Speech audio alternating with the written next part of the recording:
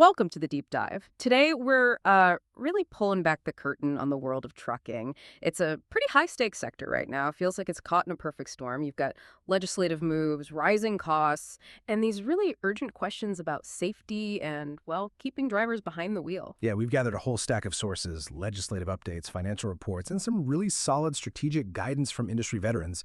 Specifically, we looked at life as a trucker. Our mission is pretty clear.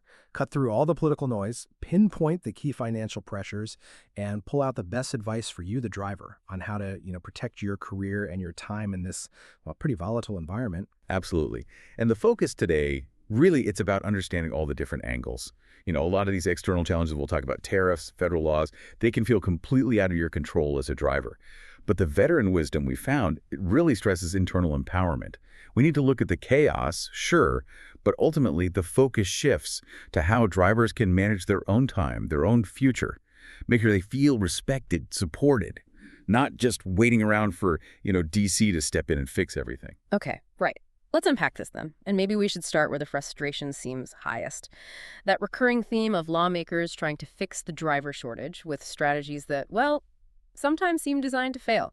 Like this prime example, the attempted relaunch of the Safe Driver Apprenticeship Pilot Program, SDAPP, remember that. It came out of the 2021 infrastructure law. The idea was to let 18 to 20-year-olds haul interstate freight, but under really heavy supervision. And now it's back on the table again. Yeah, and what's fascinating, or maybe telling, is that when first launched, it was pretty much an undeniable flop. The data show that after 2 years, just a tiny, tiny handful of carriers and drivers even signed up. And when you dig into why, it wasn't just lack of interest. It was real logistical problems. Things like massive red tape, huge compliance hoops for carriers just made the effort not worth the paperwork. And maybe the biggest thing, what carriers flat out called an insurance nightmare. Underwriters just didn't want the risk. An 18-year-old, 80,000 pounds, interstate. Too risky. Okay, wait. If the carrot for carriers was so big, I mean, getting access to potentially cheaper labor, why didn't the big lobbying groups push fleets harder? Was the red tape that bad, or is the insurance cost just impossible? It was definitely a mix. But yeah, primarily the cost and the sheer administrative hassle just wiped out any theoretical savings on labor. Sources confirm the main push for relaunching SDAPP now. It's coming from those large carrier groups and political players who want a quick, sort of visible fix for the shortage headlines. But you talk to experienced drivers, they're still really cynical. They see it as lawmakers trying to patch the shortage without touching the big stuff they actually care about. Better pay, decent treatment, and crucially, finding safe parking. Right, parking. We'll get to that. But speaking of political moves, that same kind of tension is playing out really vividly down on the borders, and it shows how this political tug-of-war directly hits who can actually drive freight across state lines or even national borders. We saw two different bills aimed at non-U.S. drivers recently. Exactly, and we have to look at both sides here, Yeah. impartially. The first bill targets drivers operating without verified legal immigration status. Sure. The aim is to strip their CDL eligibility right away and force much tighter cross-checking between federal and state databases. Highly charged issue, obviously. Yeah. And the viewpoints on that one are miles apart. Oh, completely. Yeah. You've got the law and order perspective, emphasizing national security, protecting jobs and wages for legal drivers who they feel are undercut. Then conversely, you have immigrant and driver rights advocates saying this is basically trying to criminalize workers who have vital skills, workers who kept supply chains moving during really critical times.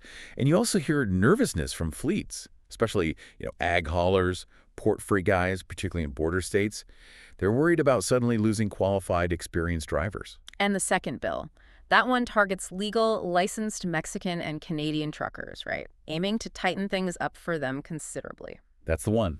This legislation pushes for stricter FMCSA regulations, more frequent inspections, and it makes getting or renewing operating authority much tougher for those cross-border haulers.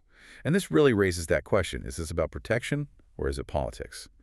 A lot of U.S. owner-operators cheer this on. They see it as leveling the playing field against foreign carriers who might have lower costs or, they perceive, looser enforcement. But the immediate fallout could hit consumers. Precisely. Brokers, import-export businesses, they're already sounding the alarm. They're worried about immediate supply chain chaos, huge delays at major crossings because of stricter inspections, and, well, the inevitable rise in prices for consumers when efficiency drops. It's a really tricky balance, isn't it? trying to ensure fairness for U.S. drivers while keeping that international trade flowing smoothly, which, benefits everyone in the end. So, okay, legislation is putting pressure on the business side. What about the driver's wallet directly? Yeah. Because we're seeing this confusing mix, talk about tax relief, but then immediate spikes in equipment costs, starting with what seemed like good news. That South Carolina congressman championing lower taxes for truckers, pushing specifically to cut fuel taxes, reduce fees for transportation workers. Yeah, the political read on that is always tricky, right? Is it the beginning of real, maybe national tax reform that could spread? Or is it mostly, campaign talk, time to appeal to blue-collar voters? Look, regardless of the motive, the analysis we saw confirms drivers urgently need actual, tangible relief.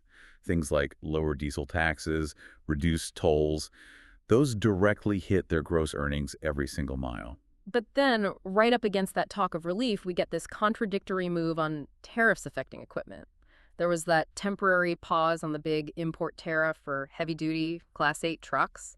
A bit of a relief for the big carriers, I guess. Yeah, but that sigh of relief for the big guys was immediately offset by a brand new import tax, specifically hitting medium-duty trucks. We're talking Class 4 through 7. And that's a very tactical move, economically speaking, and it hits a specific part of the industry that often gets kind of overlooked in the big national debates. So who really feels the pinch from that medium-duty tax hike? Well, it disproportionately hits your small fleets, the regional LTL guys, less than truckload companies, and maybe most painfully, those startup owner-operators trying to scale up from smaller rigs. It just raises their cost of entry, bumps up their borrowing costs, and puts immediate financial pressure on the smaller businesses, the ones who are often the engines driving local economies and regional freight. Okay, let's shift gears slightly. Finally, some tangible, concrete good news, maybe small, but vital on the infrastructure front. Pennsylvania. They announced they're adding, 12,202 truck parking spots across the state. Yes, and this matters, profoundly, because it directly tackles one of the biggest daily stressors for drivers. When you actually talk to drivers about a win like this, they remind you 1,200 spots isn't just some number. That's potentially 1,200 nights where a driver doesn't have to risk an hours of service violation or the huge fine that comes with it just because they were forced onto an exit ramp or somewhere unsafe. Because the chronic problem is those truck stops on major routes are just jam-packed by 6 p.m., right? Absolutely, full up.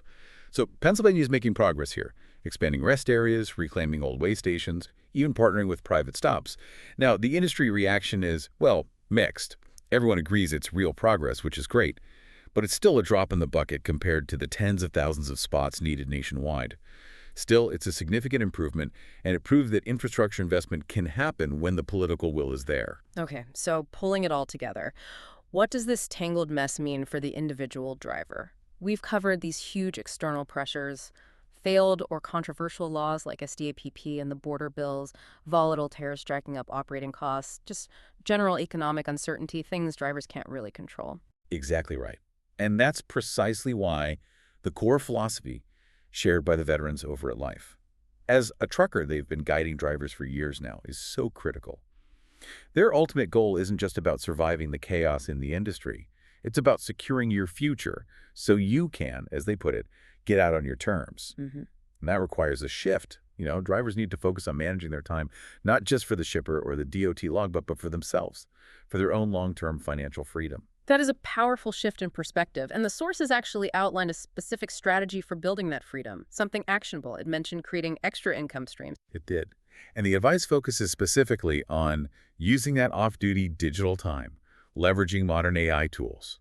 This isn't just generic side hustle advice. It's grounded in the driver's unique situation. You've got these long, mandated rest periods, often with internet access, but, no way to physically go anywhere. So the strategy is about building what they call a digital load, something requiring minimal physical presence, but maximizing the value of that downtime, creating a low overhead income stream that potentially pays better than just waiting for the next freight rate to hopefully tick up. So the goal is basically building a kind of financial shield, protection against the wild swings in the spot market and all this regulatory uncertainty. That's exactly the key benefit. Having recurring monthly income, even if it starts small, provides critical protection. What if freight rates totally bottom out, or if a driver needs medical downtime? Crucially, it gives them options, real options. Building that financial cushion outside the cab means their retirement date, their whole career path, is decided by them. Not by Washington, not by the mega carriers, not by unpredictable economic winds. Wow. That really ties all these different threads together nicely. We saw the huge external pressures from failed laws to rising costs from tariffs, but also those small, vital wins like the PA parking spots. But yeah, the consistent message cutting across everything seems to be about self-reliance, taking control of your own financial destiny, especially when the wider political and economic landscape feels so unreliable. It's really clear. Truckers need to feel respected, they need support. And when the industry structure and, frankly, the politics often fail to deliver that stability, the most crucial step becomes personal investment.